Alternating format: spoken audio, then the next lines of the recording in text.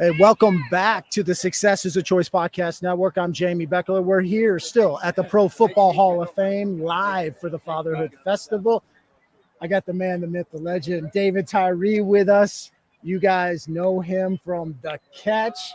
Great wide receiver for the New York Giants. Beat the New England Patriots with the catch, essentially, in the Super Bowl.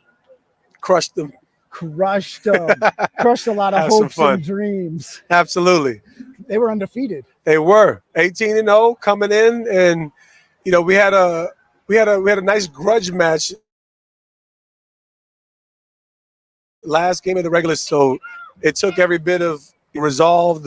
We were the right team for that Super Bowl, and I think we had a little date with destiny as well. Okay, well, just between you and I, just you and me talking. Go for it.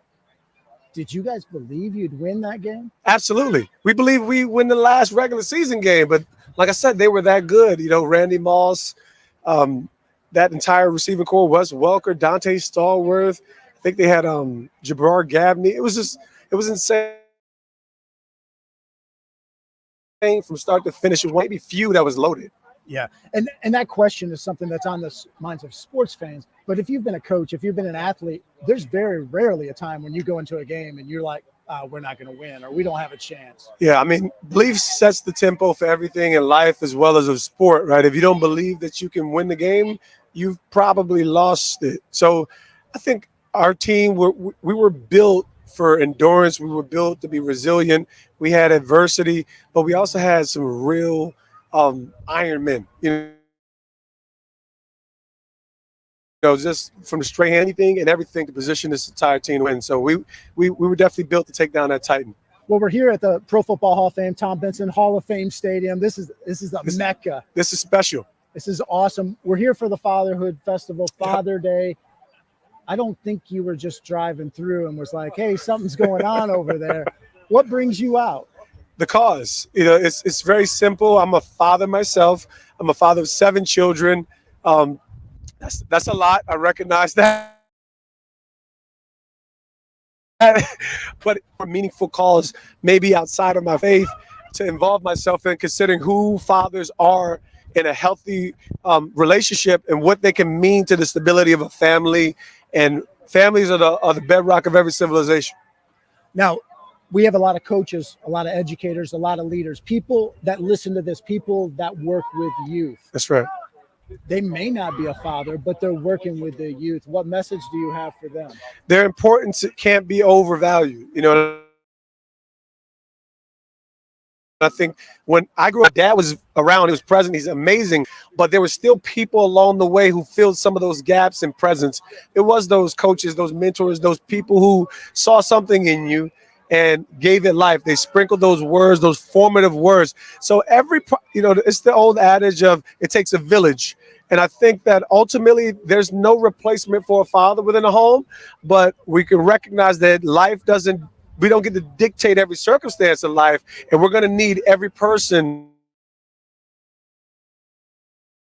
to galvanize the right to see.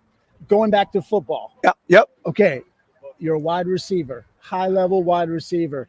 Did you ever line up across from somebody and say, gosh, I wish they were in zone right now, or I wish this guy wasn't covering me right now?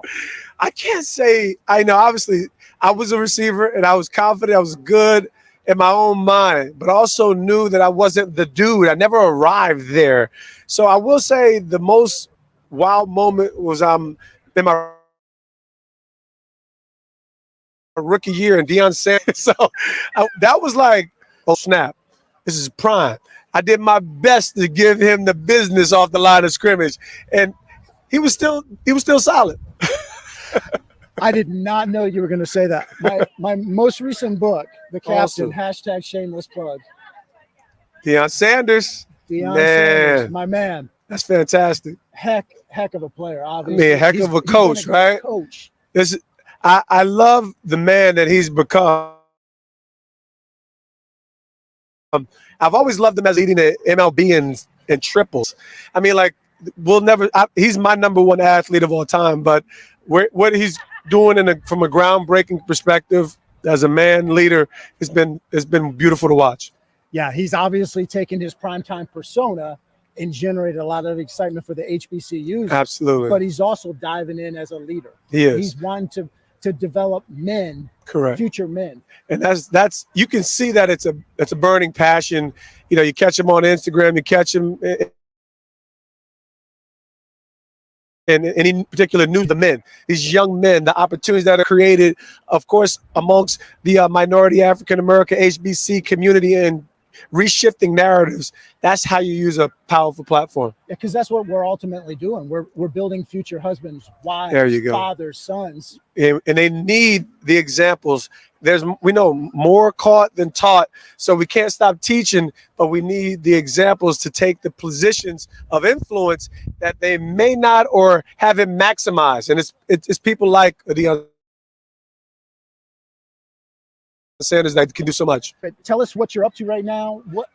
What are you doing? Tons of exciting stuff. I've really broken since 2020 into the rebrand, the second phase. So DavidTyree85.com. We just launched Catch the Moment podcast a couple of months ago. We're going through it. Anyone who has had a moment of a success, achievement, or significant moment, we want the pain points, the journey, and the process, because that's what's most celebrated, the character that actually took to attain that success. But again, looking forward to some more media as well. Awesome. Well, we appreciate you joining us, but more importantly, we appreciate what you're here for. It's all about. That's all about this platform. We're grateful for Justin Blatt, Daddy Saturday's Fatherhood Festival. This is the first of something extremely powerful that will continue to shape the trajectory of men around the country. Appreciate it, David. Thank you.